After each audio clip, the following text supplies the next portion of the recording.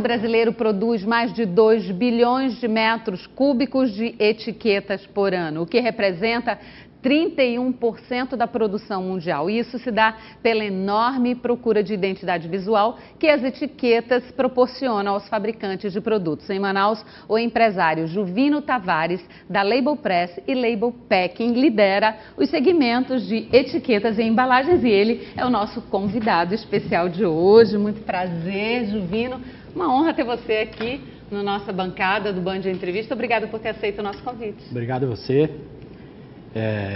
Pela oportunidade de poder explanar um pouco a respeito do nosso negócio, mas acima de tudo agradecer pela oportunidade de fazer parte desse grupo seleto de empresas, empresários e as quais você tem entrevistado aqui nesse programa que acho muito legal. Isso é algo que a Band proporciona aos empresários.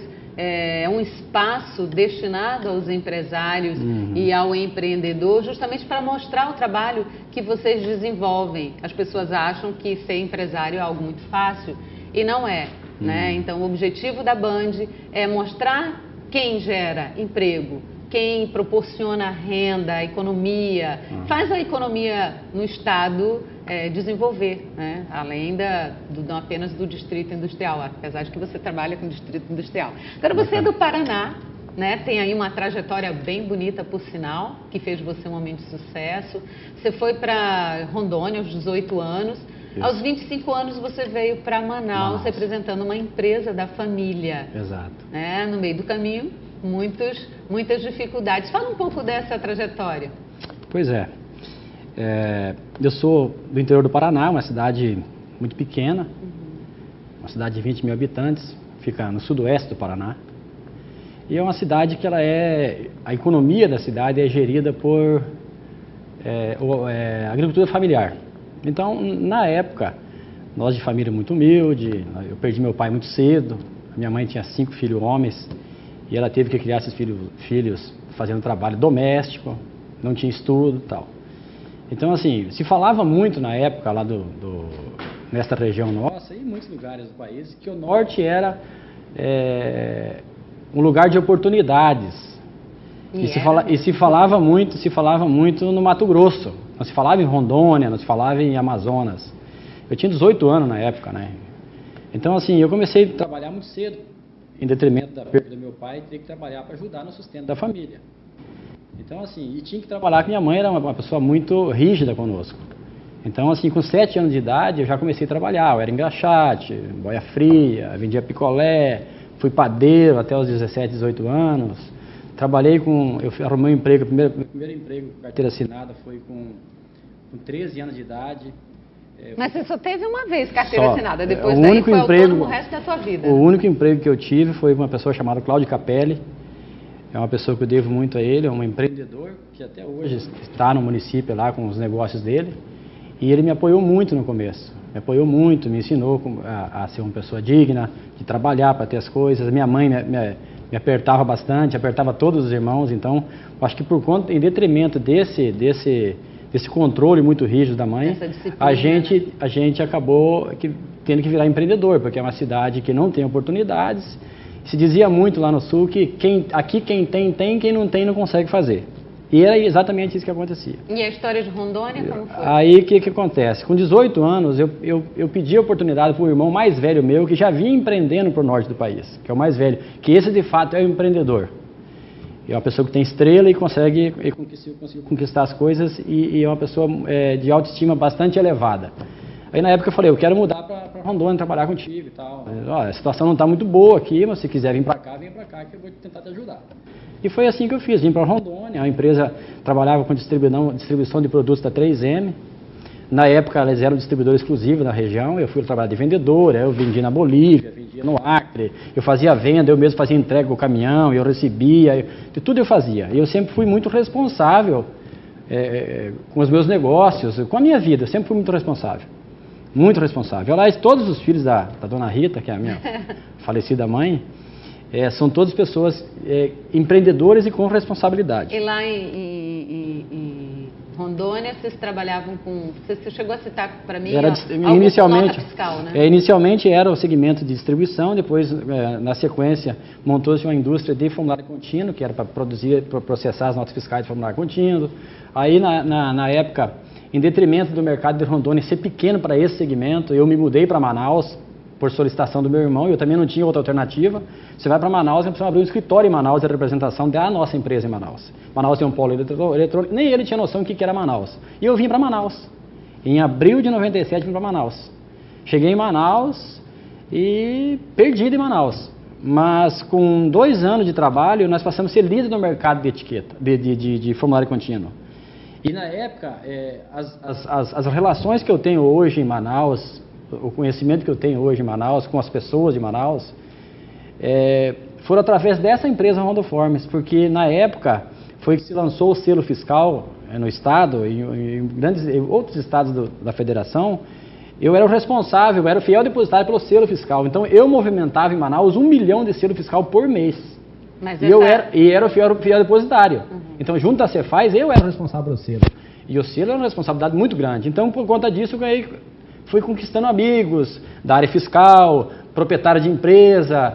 Então, assim, todo o mercado de nota fiscal, que consumia nota fiscal em Manaus, a parte de distrito industrial e revendas e tudo mais, era cliente nosso. E por conta disso... Mas aí, quando entrou a nota fiscal eletrônica, isso afetou o negócio, aí assim, então... nos últimos tempos agora, na verdade, a nota fiscal eletrônica ela deixou de existir.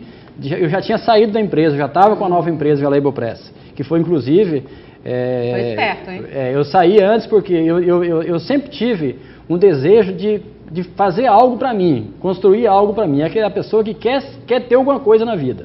E sempre foi assim. E toda a família é assim, todos os irmãos são assim. E aí o que acontece? Na época, o formulário contínuo estava por acabar por conta da nota fiscal eletrônica e de fato acabou, o negócio foi a nível zero. E eu saí um pouco antes. Inclusive na época que eu abri a empresa, eu fui avalizado pelo irmão mais velho. Eu não tinha condição de comprar, eu não tinha dinheiro para comprar, eu não tinha imóvel para dar garantia, eu não tinha um CPF que tinha histórico financeiro, nada eu tinha. Então ele avisou, não, pode comprar a máquina que eu vou te avalizar e você vai tocar a tua vida. E foi assim que começou a Label Press, em 11/11/1999. Vai fazer 20 anos agora. Vai fazer 20 anos agora. 20 anos agora. Agora, você falou na sua mãe, ela foi, até pela nossa conversa prévia, eu pude perceber realmente da grande influência que ela teve na tua trajetória de vida e, pelo que eu pude perceber, dentro, inclusive, da própria filosofia de negócio que você toca dentro das tuas empresas. Né? Essa rigidez dessa italiana, né, severa, que estabelecia metas para você desde pequeno, o que não é ruim, né, para as mães. Sim. Isso é algo muito bom. Né? Tem que saber dar valor às coisas, saber que tem que fazer, mas tem que trazer resultados, isso é uma coisa legal. Isso, de certa forma, essa educação rígida, né, foi uma espécie de treinamento para que você, diante das dificuldades, desse a volta por cima? Olha, a minha mãe, logo após que aconteceu uma fatalidade com meu pai, a minha mãe assumiu a responsabilidade, como sempre foi responsável, de criar 5 filhos homens. Então, assim, a minha mãe tinha 33 anos. Muito jovem. Então, a minha mãe, eu nunca vi ela se relacionar com ninguém depois da morte do meu pai. Ela viveu para os filhos. Para os filhos. Então, eu era uma pessoa, assim... nós éramos pessoas, os filhos, muito preocupados com a mãe. Ela trabalhava muito. Ela tinha que se... Nós não tínhamos... Quando o pai faleceu, nós não tínhamos onde morar. Não morava de favor numa casa. Então, a minha mãe, ela sempre foi uma pessoa muito batalhadora. E no mundinho dela, no mundo dela, ela sempre foi empreendedora. Sempre foi empreendedora. Ela... Vamos dizer, empreender, por exemplo. Uma cidade sem oportunidade. Você não tem... Uma cidade que não gera emprego. Que vive da agricultura familiar. Ela preparava lá uns produtos para me vender, por exemplo. Vamos fazer lá uns sonhos para você vender. Vai lá e vende esses sonhos aqui. Mas eu vou vender 10 sonhos na cidade que não tem nem gente na rua. Como é que faz? Então, assim, você vai ter que vender. Você vai. E era difícil o dia que eu chegava em casa com algum produto na mão. E ela falava, você vá para a rua, assim, já se precavendo daquela saída do moleque para a rua e aprontar alguma coisa na rua. Traga alguma coisa para casa, você vai trabalhar para isso. E assim era com todos os irmãos. Engraçado que eu tinha 7 anos de idade, o irmão mais velho meu saía para trabalhar, um tio meu fez uma caixa de engraxar para mim, eu botava nas costas, ele me levava com 7 anos de idade, me deixava em um estabelecimento, um bar, me deixava de manhã cedo e me pegava no final do dia, eu estava lá, trabalhando ali. Agora você imagina engraxar sapato numa cidade que tem 20 mil habitantes.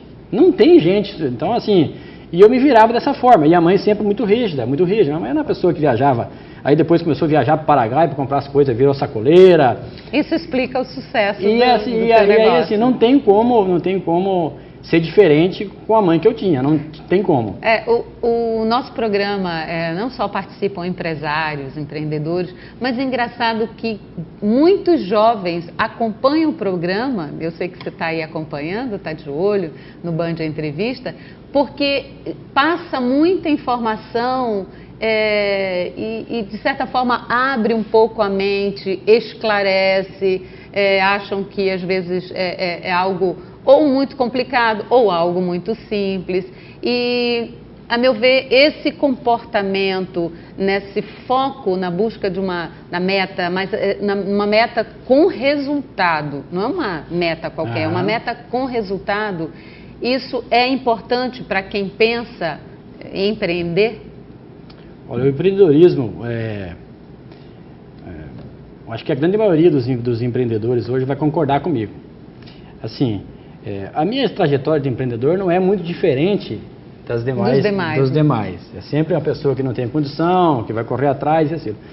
Mas o jovem que quer ser empreendedor hoje, ele tem que pegar, primeira coisa que ele vai ter que pensar com ele, a rotina dele acabou. O empreendedor hoje, ele não tem uma rotina, assim, o lazer dele acabou.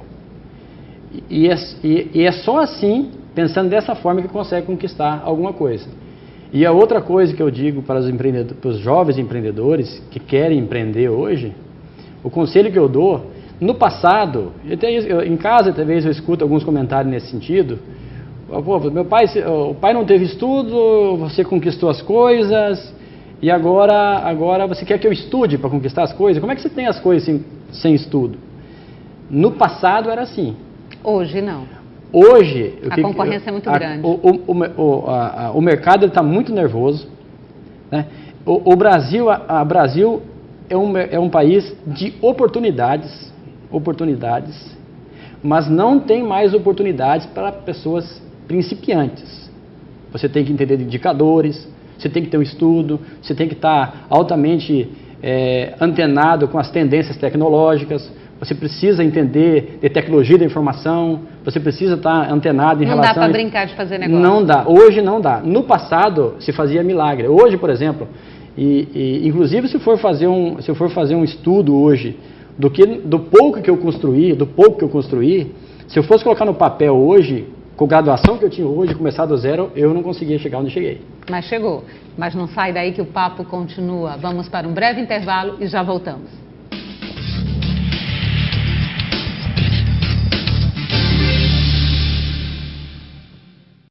E voltamos no bate-papo com o empresário Juvino Tavares, da Label Press e Label Packing. Label Press vai fazer 20 anos no mercado, como você acabou de dizer, no primeiro bloco, agora em novembro, 11 de novembro. E atende todo o polo industrial de Manaus, as multinacionais, né? Tem também a Label Packing, que está aí no segmento de embalagens. Você tem todo o sucesso de liderar esses dois segmentos, tanto de etiquetas quanto de embalagens. Qual o segredo? Como é que você atribui quais os fatores que contribuíram para a consolidação do negócio? Bom, eu vou contar um pouco da história da Label Press e da Label Pack. Assim, os fatores o fator principal hoje é persistência. Você tem que ser persistente. Não desistir. Porque todo negócio hoje ele tem começo e tem fim. O fim você que determina ele. Se você quiser perpetuar, você perpetua com o CNPJ pela vida toda. Desde que você seja uma pessoa persistente, correta, reta, e isso eu herdei da minha mãe. Então assim, você tem que ser uma pessoa correta. O que é seu, o que não é seu, não é seu. E outra coisa, em relação a essa questão de como a gente chegou até aqui, o porquê que a Label cresceu, então assim, logo no início da nossa empresa, em 1999, a Label Press, nós fomos adotados pela Nokia. Fomos adotados pela Nokia porque a Nokia vinha crescendo na época. E quando a gente fala de uma simples etiqueta, não é uma simples etiqueta. Essa etiqueta, ela dá vida ao produto, né? Se você não tiver etiqueta, na linha industrial, visual, você não consegue embalar o produto e botar para venda. Você tem que ter os dados variáveis, aí tem a restabilidade do processo produtivo e uma série de outras variáveis que vai na etiqueta, de requisitos do produto que tem que ter etiqueta. Não é assim, vou pegar uma máquina e fazer etiqueta. Não, tem que ter responsabilidade, que é uma série de variáveis. E na época a Nokia adotou a gente. Aí a Nokia, na primeira auditoria conosco, digo, olha, você precisa ter a ISO 9000. Eu digo, o que é isso, ISO 9000? Isso eu estou falando coisa de 19 anos atrás.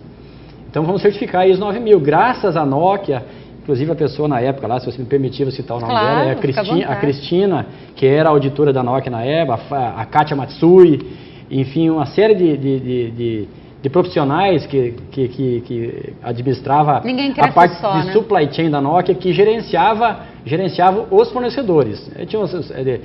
Por quartil tinha os business review, que tinha ver os indicadores, você tinha que falar a verdade, e a verdade fazia parte do negócio com relação aos indicadores, se está crescendo, se não está, se está investindo, se não está, se tem que investir mais, se não tem. Ou seja, o mercado ganhou confiança, né? E aí a gente foi conquistando a confiança desse cliente, foi injetando na empresa, foi comprando, foi pagando, foi comprando, foi pagando. E aí outro segredo importante nosso, que todo recurso que entrava na empresa, e isso é o mal de alguns empreendedores, não são todos, é você enriquecer como pessoa física. Você capitalizar, você veio de família pobre, você conseguiu criar uma estabilidade, você tem uma empresa, entrou um recurso no caixa da empresa, comprou logo um carro novo.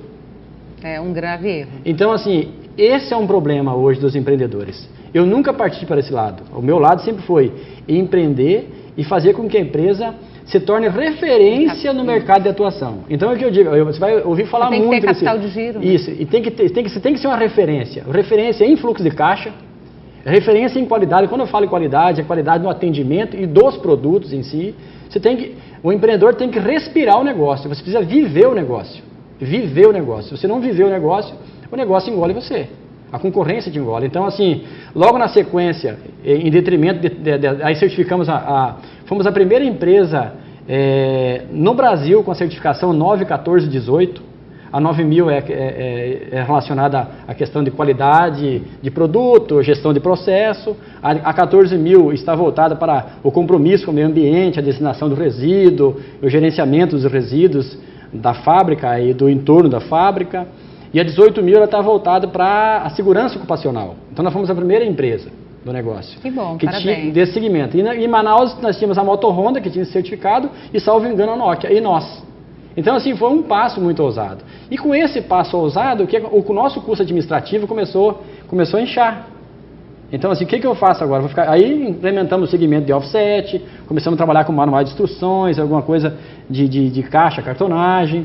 Depois, se faz necessário um produto que saia fora do mercado de Manaus, mas dependia muito da indústria local, aí que se criou o segmento de flexíveis, embalagens flexíveis, que hoje desmembrou, que é a Label Pack. Pois é, agora falando em custo, o custo Brasil é alto. O PPB de etiquetas permite que as empresas, as multinacionais, importem de outros países. Como é que você consegue competir com o custo asiático e garantir atendimento às multinacionais? Outro dia eu estava vendo uma reportagem do Menezes, da Suframa, na revista PIN, ele falava da resiliência.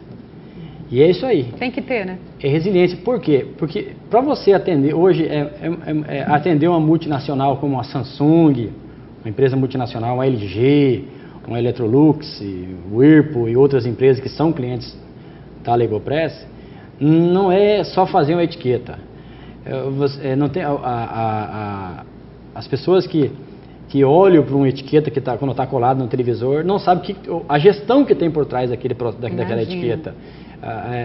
São empresas extremamente exigentes no que se refere à qualidade do produto, à gestão de processo produtivo, informação de indicadores mensais e, acima de tudo, preço. Agora, você imagina, nós com o custo Brasil, é alto, a logística para nós complicadíssima aqui na Zona Franca de Manaus, realmente. Você tem que ter mais gente na área administrativa para administrar a empresa, mais gente na área administrativa para administrar as celeumas do governo, as exigências dos órgãos governamentais e tudo mais, do que gente na produção.